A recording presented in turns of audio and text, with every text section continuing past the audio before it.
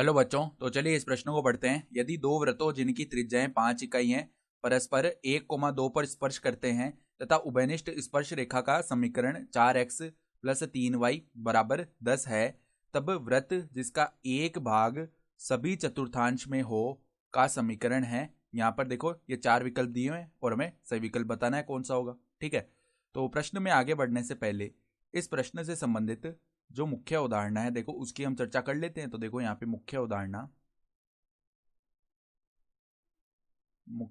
देखो क्या हो जाएगी। हम जानते हैं यहाँ पर कि यदि वृत्त का केंद्र h, k तथा त्रिज्या a हो तो वृत्त का समीकरण क्या होता है। तो वृत्त का समीकरण देखो किस प्रकार से लिखते हैं हम।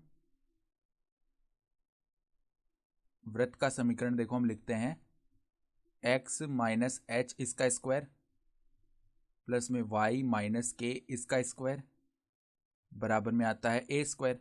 ठीक है, तो अब देखो हमें बताया हुआ है कि दो वृत्त हैं और इनकी त्रिज्याएं जो है 5 इकाई हैं। ठीक है, तो हम मान लेते हैं कि दो वृत्त C1 C2 है। ये मान लो इस प्रकार के दो वृत्त हैं। ठीक है, ये आपस में स्पर्श कर रहे हैं ना। इनकी त्रिज्याएं हैं R1 व R2 मान लेते हैं त्रिज्याओं को। ठीक है, R1 और R2 बोल दिया त्रिज्याओं को, और ये परस्पर स्पर्श कर रहे हैं। देखो कहाँ पे स्पर्श कर रहे हैं, देखो इस प्रकार से आएगी R2। ये परस्पर स्पर्श कर रहे हैं बिंदु 1,2 पर। तो ये जो बिंदु A बोल दिया इसको, A के जो निर्देशांक है ना वो 1,2 हो गए। ये मान लो इस प्रकार की एक स्पर्श रेखा आएगी। ठीक है, इस स्पर्श रेखा का हमें समीकरण बताया हुआ है सवाल में। क्या समीकरण है, 4x + 3y = 10। ठीक है, तब वृत्त जिसका एक भाग सभी चतुर्थांश में हो का समीकरण है। ठीक है, तो अब इस वृत्त का समीकरण निकालने के लिए देखो यहाँ पे त्रिज्या तो हमें पता है, यानी R1 = R2 दोनों का मान किसके बराबर है, 5 इकाई के बराबर है। सही है, हमें केंद्र निकालना पड़ेगा। तो हम क्या करते हैं, एक बार के लिए हमें देखो उस वृत्त जिसका एक भाग सभी चतुर्थांश में हो उसका समीकरण बताना है। ठीक है, तो यहाँ पर देखो हम एक बार के लिए इसके केंद्र को हमने h, k बोल दिया। सही बात है, तो अब देखो ये जो है ना लंब होगी, यानी हम इस केंद्र से इस स्पर्श रेखा पर ये जो रेखा मिला रही होगी इस पर लंब आएगी। ठीक है, तो यहाँ से हम क्या बोल सकते हैं, सबसे पहले इस हिसाब से हम देखें तो हम देख पा रहे हैं कि यहाँ पर दो लंबवत रेखाएं आ रही है। देखो अगर हम इस बिंदु को O बोल दें, ठीक है, O बिंदु के हमने एक बार निर्देशांक मान लिए h, k, तो OA जो है ना वो इस स्पर्श रेखा के लंबवत है रेखाखंड, OA रेखाखंड जो है। तो अगर इस स्पर्श रेखा को हम L बोल रहे हैं तो OA जो है ना वो लंबवत आएगा किसके, L के। अब दो लंबवत रेखाओं की प्रवणताओं का जो गुणनफल है वो -1 होता है। तो इस स्पर्श रेखा की प्रवणता क्या आ जाएगी, देखो -4/3 आ जाएगी। ठीक है, गुणा में जो OA की प्रवणता है वो लिख लेते हैं। देखो OA पर हमें दो बिंदु पता है, O भी पता है और A भी पता है। तो देखो प्रवणता क्या होती है, y2 - y1 / x2 - x1, यानी कि k -2 में h -1 बराबर आएगा किसके, -1 के। तो अब देखो माइनस माइनस यहाँ से प्लस हो गया।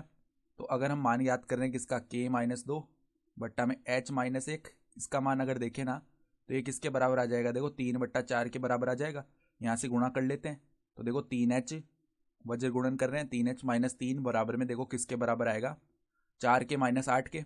ठीक है, तो 4k - 8 इसके बराबर आया, यानी कि यहाँ से देखो 3h - 4k और प्लस का 5 किसके बराबर आएगा, 0 के बराबर। इसको बोल लेते हैं हम समीकरण 1। सही है, फिर देखो हमें R2 का मान पता है। ठीक है, तो ये जो OA जो है इसकी लंबाई हमें पता है कितनी है, OA त्रिज्या R2 ही तो है, इसकी लंबाई है 5 इकाई। तो देखो यहाँ पर जो सूत्र है दो बिंदुओं के बीच की दूरी का वो लगा लेते हैं। तो यहाँ पर देखो क्या आ जाएगा हमारा, x2 - x1 का स्क्वायर यानी h - 1 का स्क्वायर प्लस में y2 - y1 का स्क्वायर यानी कि k - 2 का स्क्वायर। ये किसके बराबर आएगा, 5 के बराबर। तो यहाँ पर देखो दोनों तरफ वर्क कर लेते हैं, तो h² प्लस में 1 माइनस में 2h। ठीक है, फिर प्लस में क्या आएगा, देखो k² प्लस में 4 माइनस में 4k बराबर आ जाएगा किसके, 5 के। 5 का वर्क करेंगे ना यहाँ पे तो 25 आना चाहिए। ठीक है, ये बन रहा है।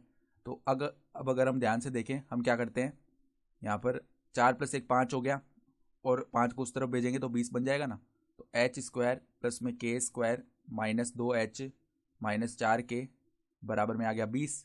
ठीक है, तो अब अगर हम मान याद कर ले किसका, यहाँ पर हम h का मान याद कर लेना समीकरण 1 से, तो वो किसके बराबर आएगा, देखो 4k माइनस 5 बट्टा में 3, ये किसके बराबर आ जाएगा, h के बराबर। ये h का मान उठाकर हम यहाँ पे रख लेते हैं।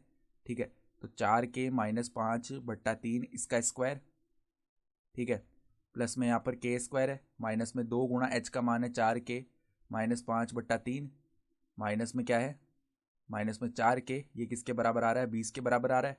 तो अब देखो यहाँ पर वर्ग खोल लेते, तो 16k स्क्वायर प्लस में देखो 25 माइनस यहाँ पे कितना आ जाएगा हमारे पास में 40k बट्टा में आ जाएगा 9।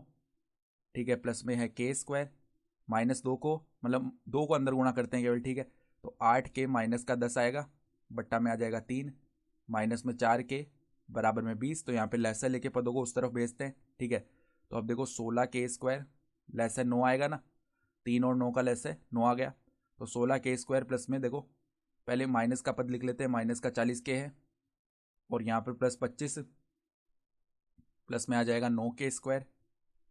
ठीक है, फिर देखो हमारे पास में क्या आएगा, जो माइनस, पहले तो माइनस लिख लेते हैं और 3 गुणा हो जाएगा ऊपर वाले पद से, यानी कि क्या आ जाएगा, देखो 3 ऊपर वाले पद से गुणा हो जाएगा। ठीक है, तो हमारे पास देखो कौन सा पद बना अब, -3, फिर आ जाएगा 8k माइनस 10 और ये किसके बराबर आएगा पूरा पद, देखो यहाँ पर पहले 4k भी तो आगे, तो माइनस में 9 गुणा हुआ 4k से तो 36k। ठीक है, और ये किसके बराबर आएगा, 9 गुणा हुआ 20 से तो 180 आ गया। ठीक है, तो अब देखो 16k स्क्वायर प्लस में 9k स्क्वायर हो गया 25k स्क्वायर, सही है। फिर देखो माइनस में 40k है।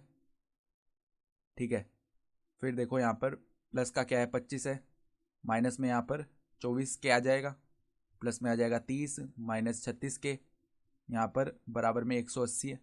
ठीक है, तो अब देखो इसको सरल करते हैं, तो 25k स्क्वायर, देखो माइनस 40k और माइनस का 24k, ये कितना हो जाएगा, माइनस का 64k। ठीक है, और देखो आगे माइनस का 36k भी तो है, तो माइनस 64k माइनस 36k यानी माइनस का 100k आ गया, सही बात है। फिर देखो 25 प्लस में 30 करेंगे। ठीक है, तो ये तो कितना आने वाला है हमारे पास, 25 प्लस में 30 होता है 55। अब 180 में से चला जाएगा 55। ठीक है, तो यहाँ पे 5 बचा, यहाँ पे 7 में से 5 गया 2 बचा, यानी कि 125 बचने वाला है बराबर में। ठीक है, तो बराबर में हमारा 125 आ जाएगा। तो अब देखो हम 25 को ओबेनिस्ट लेके यहाँ पर k स्क्वायर माइनस 4k बराबर में 5 आ जाएगा। तो अब देखो ये क्या बना, k square minus 4k minus 5 बराबर में 0। इसको हल कर लेते हैं, तो k स्क्वायर क्या लिख सकते हैं, -5k प्लस में k माइनस 5 बराबर में 0। तो अगर k को हमने ओबेनिस्ट कर लिया ना, तो यहाँ से k माइनस 5 बचेगा, प्लस में 1 को अगर ओबेनिस्ट कर लिया तो यहाँ से k माइनस 5 बचेगा। तो k के 2 मान आ गए, k बराबर में एक तो 5 आ जाएगा और k बराबर -1 आ जाएगा। अब देखो k के मान रख लेते हैं, तो यहाँ से h के मान भी आएंगे। ठीक है, तो h बराबर में देखो पहले अगर हमने h बराबर में k के स्थान पर क्या रखा, k के स्थान पर अगर हमने रख लिया 5, ठीक है, तो 4 पंजे 20 माइनस 5 बट्टा में 3, यानी कि 15 बट्टा 3 कितना आ जाएगा, 5 आ जाएगा। ये आ गया एक तो h का मान, और h का दूसरा मान देखो, यहाँ से h के 2 मान निकलेंगे। ठीक है, 2 मान निकाल रहे हैं हम h के, तो h का दूसरा मान देखो यहाँ पे क्या आएगा हमारा, यहाँ पे k का मान क्या आया था -1, तो k के स्थान पर -1 रखा ना, तो -4 -5 -9 जाएगा, -9 बट्टा 3, यानी कि -9 बट्टा 3 बनेगा, इसका मान -3 आएगा। तो h के मान आ गए 5 -3, h के मान देखो क्या आ रहे हैं यहाँ पर हमारे पास, h के मान हमारे पास बन रहे हैं 5 -3।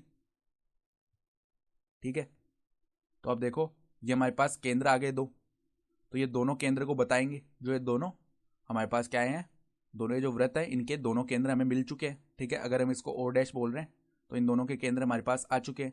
तो हमें एक ऐसे वृत्त जिसका एक भाग सभी चतुर्थांश में हो, ठीक है, उसका हमें क्या करना है, समीकरण बताना है।